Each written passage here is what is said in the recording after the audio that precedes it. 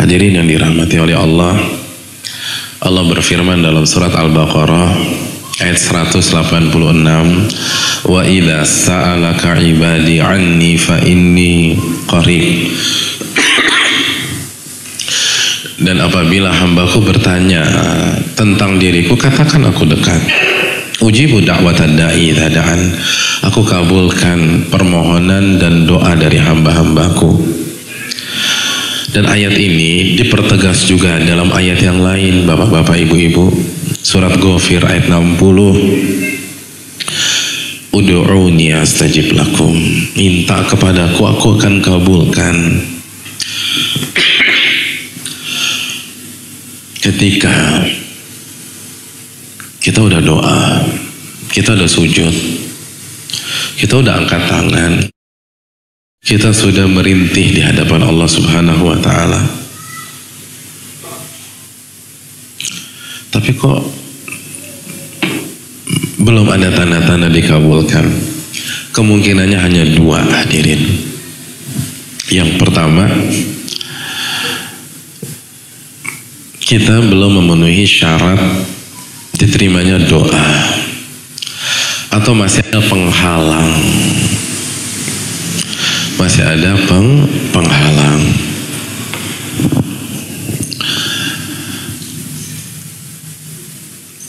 Ustadz, tapi syarat-syaratnya dan penghalang syarat-syaratnya sudah saya penuhi. Syarat tuh ini materi khusus ya, nggak mungkin kita jabarkan satu-satu, tapi diantaranya syaratnya hanya minta kepada Allah Subhanahu wa Ta'ala. Jadi mentauhidkan Allah.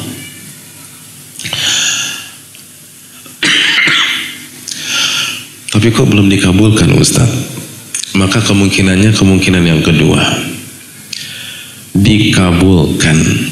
Enggak, Ustadz, dikabulkan. Tapi Allah punya tiga cara mengabulkan doa kita. Kata Nabi SAW dalam hadis yang sahih, tidaklah seorang hamba berdoa kepada Allah dengan doa yang tidak ada muatan zalim atau memutuskan tali silaturahim. Jadi muatan doanya itu bukan sebuah kemungkaran, bukan sebuah kemungkaran. Jadi kalau doanya kemungkaran jelas gak diterima, gitu loh. Itu penghalang doa kemungkaran. Contohnya apa? Misalnya orang yang lagi sakau doa, ya Allah, pertemukanlah saya sama bandar malam hari ini, ya Allah, saya udah gak kuat lagi, gitu. Minta, karena bandarnya pulang kampung misalnya. Nah ini mungkar. Ya Allah, saya pengen tidur sama wanita itu tapi belum cocok harga. Luluhkan hatinya ya Allah. Jangan luluhkan hati. Dia minta 5 juta, malam ini saya cuma 2-3 juta. Gitu, itu nggak boleh, haram. Jadi intinya selama doanya bagus, Allah akan ijabah dengan 3 cara. Cara yang pertama kata Allah, an yu'ajjila lahu fid dunya. Allah akan kasih permintaannya di dunia. Minta mobil dikasih mobil oleh Allah. Minta rumah dikasih. Minta jabatan dikasih. Minta anak dikasih sama Allah anak. Jadi dikasih itu. Minta bebas dibebasin sama Allah Subhanahu wa Ta'ala. Tapi itu bukan satu-satunya cara dikabulkan. Masih ada 2 lagi. Yang kedua, an yaddakhira lahu fil akhirah. Allah nggak kasih di dunia, tapi Allah simpan sehingga Allah berikan di akhirat. Ada orang minta rumah sampai meninggal tetap jadi kontraktor, kontrak sana, kontrak sini. Tapi Allah kasih istana di surga. Allah kasih istana di surga. Ada jomblo minta istri, gitu. Ternyata meninggal dalam kondisi jomblo, Allah akan nikahkan dengan bidadari nanti di sana. Masya Allah. Makanya semangat jadi jomblo. Jadi begitu kesimpulannya Pak Ustadz. Iya. Ya kan enak kan dua-duanya, nikah di dunia juga di sana juga dapat ya. Jadi ditaruh di akhirat. Loh kenapa nggak di dunia? Karena Allah tahu kalau dikasih ke dunia nggak bagus buat dia. Jadi error dia. Jadi tergelincir lagi, nggak istiqomah. Nanti kalau dikasih nggak sujud lagi sama Allah. Misalnya ada seumur hidup lalu mengajukan PK, lalu rajin tahajud, rajin doa, qadarullah gagal lagi. Dan akhirnya dihabiskan sisa usianya di sini. Allah ganti dengan di akhirat. Kenapa? Karena itu tadi Allah tahu kalau dia keluar ini nggak bagus buat dia, atau mungkin dia celaka di luar sana. Musuh-musuhnya ngincar dan nunggu nih, begitu dia keluar dihabisin. Dijaga sama Allah di sini. Kalau di sana Allah tahu yang terbaik buat kita. Lalu yang ketiga, kata Nabi SAW, doanya nggak dikasih, tapi Allah ganti dengan menghindarkan dia dari sebuah bala yang seharga atau senilai dengan doanya tersebut. Contoh, dia minta rumah harga berapa? Harga 10M. Nggak dikasih sama Allah. Tapi tanpa dia sadari, 2 tahun lagi dalam catatan takdir malaikat itu dia CA stadium 4. Dan penyakit itu menguras dana 10M atau lebih misalnya. Dan itu komplikasi ya, CA inilah, lalu remet ke sini lah, mungkin ada gagal ginjal. Akhirnya karena dia minta itu nggak dikasih, tapi dia dihindari dari penyakit CA tersebut. Nah yang jadi masalah kan kita nggak tahu tuh, nggak pernah baca buku catatan takdir malaikat. Akhirnya asumsi, nah itu asumsi Allah nggak ngabulin, Allah nggak mengijabah. Akhirnya buruk sangka dengan Allah, suudzon. Padahal Allah sudah siapkan gantinya di akhirat, atau Allah palingkan dia dari masalah yang lebih parah atau yang senilai. Itu tadi begitu keluar dihabisin. Dan kan kita tahu lah, banyak kasus begitu keluar dihabisin di luar. Iya. Dan data itu mungkin lebih banyak dari data saya. Maka ini kaedahnya hadirin, al khairu khiratullah. Yang terbaik itu yang dipilih sama Allah, bukan yang kita minta. Maka ketika kita minta sesuatu dan Allah tahu ini nggak bagus atau ada yang lebih bagus dari itu, Allah cancel dan Allah kasih lebih bagus. Gitu hadirin.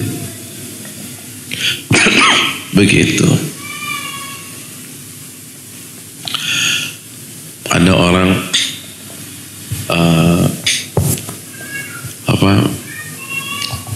yang di desanya cuman ada Avanza. Dia nitip sama sahabatnya udah sukses besar, saya mau Avanza, ini uang. Sama sahabatnya dibelikan Innova. Karena dia nggak ngerti Innova, karena di desa cuma Avanza, dia marah tuh. Saya kan pesan Avanza tuh, Avanza keren banget. Jangan marah dulu, ini lebih keren lagi. Cuman Anda nggak ngerti. Dan jadi masalah kalau gitu kita bisa apple to apple. Kalau takdir kan karena takdir adalah rahasia Allah, kita nggak bisa tahu tuh. Nah yang penyakit kita nih itu selalu kalau ada masalah kita berpikir kemungkinan terburuknya, bukan mohon maaf. Kalau ada masalah kita selalu berpikir kemungkinan terbaiknya, bukan terburuknya. Jadi contohnya gini, kalau kita ada dua opsi nih, misalnya dari Cikampek mau ke dari Bekasi mau ke Soekarno-Hatta. Ada dua opsi, lewat Tanjung Priok atau lewat Semanggi. Kita putuskan lewat Semanggi. Ternyata macet. Lalu kita kedua, tuh kan macet, coba lewat Tanjung Priok.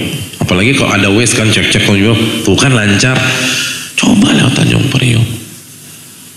Hadirin, padahal lewat Tanjung Priok tuh belum tentu duluan nyampe. Tapi kan lancar Ustaz, iya lancar. Kalau ditabrak dari belakang, pas lancar, ban mobil pecah, gitu. Nggak ke Suta akhirnya, ke karet pivak, gitu. Mati dia. Jadi selalu coba begini. Anda kan belum ngalamin, jangan sok tahu. Allah itu udah paling baik deh. Nah kayak gini nih kita ingat Al-Baqarah 216. Wa asa an takrahu syai'an wa huwa khairul lakum. Bisa jadi yang kalian anggap buruk itu yang terbaik buat kalian. Wa asa an tuhibbu syai'an wa huwa syarrul lakum. Sebaliknya, yang kalian anggap baik itu buruk buat kalian. Solusinya apa Ustaz? Closing statementnya, wallahu ya'lam wa antum la ta'lamun. Allah yang maha tahu, kalian nggak ngerti apa-apa.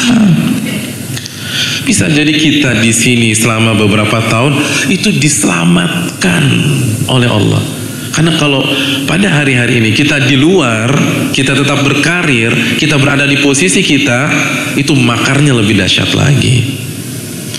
Tapi kan masalahnya kita nggak bisa nyontek lauhul mahfuz. Jadi suudzon sama Allah, buruk sangka.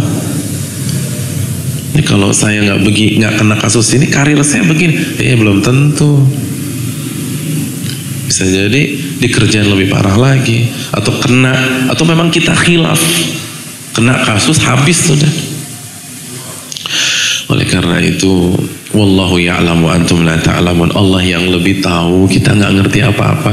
Ketika Allah takdirkan kita di sini, di hari-hari ini, Allah tetapkan bapak-bapak sekalian menjalani hari-hari ini di dalam penjara, maka ini yang terbaik buat kita. Di luar tuh nggak baik, cuman kita nggak tahu aja.